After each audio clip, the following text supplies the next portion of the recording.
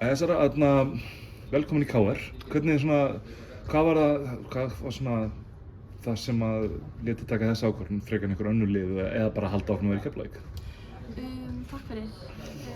Ég er virkilega spennt fyrir þessu og ég var bara yfir mér hrifin frá fyrsta fundi með stjórn og þjálfara og já, bara eitthvað félag sem ég vil vera partur af og greinileg, hvað segir maður, áhersla á að vinna og á titla og það er eitthvað sem að ég met mikils og já, og bara einhvern veginn áherslunni sem þeir eru að setja á kvennakörfuna, það er eitthvað sem að já, skiptir mig miklu máli og já, þetta er bara fullkomið mats.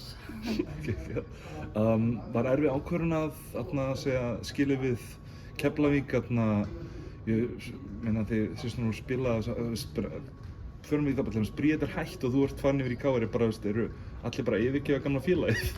Nei, alls ekki, en þetta er bara eitthvað svona tímamót og hún tók þessi ákvörðun, þetta var ekkert saman eða þannig. Nei. En jú, bara svona fresh start hjá mér og ég vona að hún bara styðji mig hérna í svarta hvítu.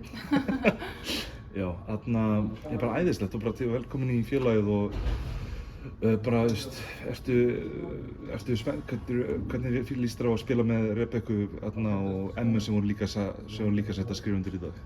Ég skal bara segja að það ýtt undir að hafa þetta flotta lið og að ákvæmst hinga og svona, þannig að já, bara þjálfari, stjórn, leikmenn, þetta er bara einhvern veginn að liggja fyrir, sko. Ég er gríðarlega spennt fyrir næsta tímabili og bara Rebekka og þær báðar bara frábæra leikmenn og gera allt að geta betri í kringum sig og þannig að það er, já.